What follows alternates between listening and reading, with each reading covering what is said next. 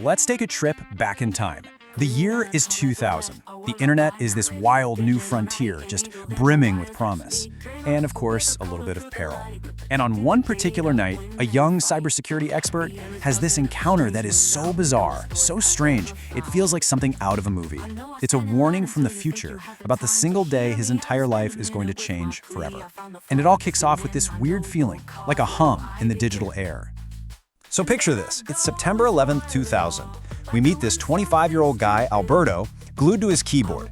He's ambitious, he's sharp, and he can feel something coming. In his world, that usually means a new vulnerability, right? A new puzzle he gets to solve. What he has no way of knowing is that the humming he feels, well, it's the echo of his own future racing back to meet him. Now, to really get what happens next, you have to understand who this young man was at his core.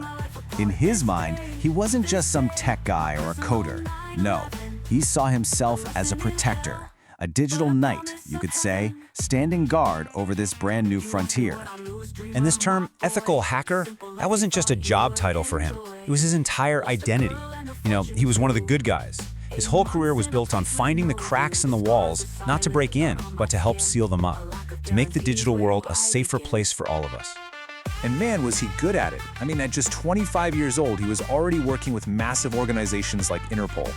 He lived his life by this really simple but powerful code: consistency. And he was absolutely 100% convinced that if you just always did the right thing, you were safe. That the act of doing good was its own shield. It was this belief he held that was just unshakable. And then, something impossible happens. A figure literally shimmers into existence in his room. And it's him. A weary, older version of himself, visiting from 25 years in the future. And he's here with a warning that is about to shatter that unshakable belief into a million pieces. Just look at the difference here. On one side, you've got young Alberto, the idealist, so certain about his path in the world. And on the other, the man he becomes, the survivor. All that ambition has been worn down into weariness, and his certainty has been replaced by this deep, painful knowledge of what's coming. And here's the thing, his future self doesn't warn him about some terrible mistake he's going to make. He warns him about a date, a personal day of tragedy that has absolutely nothing to do with him failing and everything to do with the system failing him. So, what was this big warning about? You'd think it was to stop him from messing up, right? Well, here's the unbelievable twist. His future self came to warn him about a time he would do everything perfectly, and that very act, that good deed, would be the thing that leads to his complete and utter downfall. So here it is, the good deed.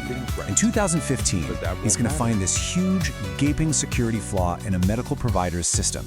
And get this, the login is just admin and admin. So he does exactly what an ethical hacker is supposed to do. He reports it responsibly. He even gives them his own IP address, because why wouldn't he? He has absolutely nothing to hide. Just look at this timeline. It's wild. He reports the flaw in 2015. 2 full years later, some other criminal comes along and actually exploits it. So who did the police arrest on September 11th, 2017? Not the bad guy. They arrest Alberto, the very person who tried to prevent the crime from ever happening.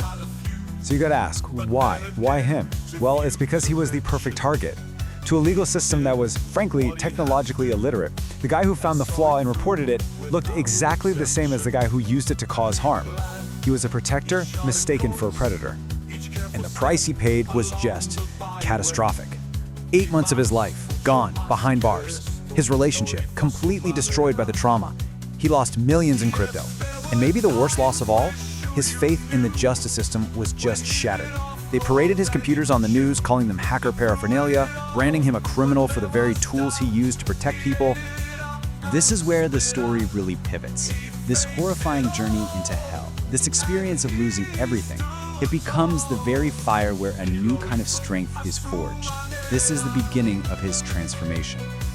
And this is the single most important piece of the warning his future self gives him. Through all that loss, through the injustice, the pain, the core of who you are, that stays.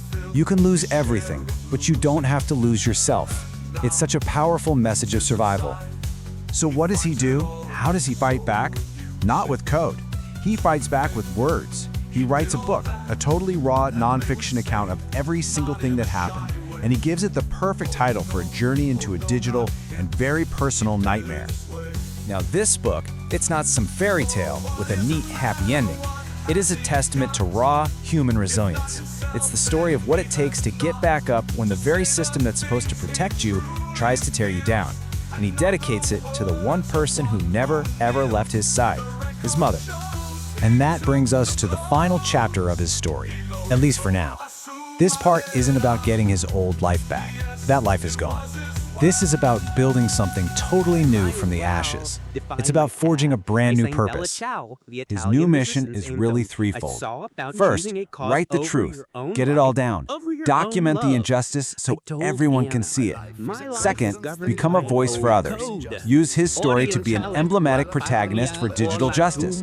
And third, and this is so important, create a new life by always, always fighting forward, never looking back. And this is the final, powerful piece of wisdom that came from the future. Some disasters in life, you just can't avoid them. The real test isn't whether you can dodge the bullet.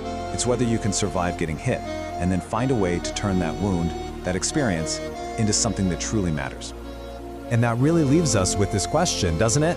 Alberto's story is this incredible, harrowing journey from idealism to injustice and then finally to resilience. It really forces you to ask yourself, if the unthinkable happened, if your life was turned completely upside down, how would you turn it into something that matters?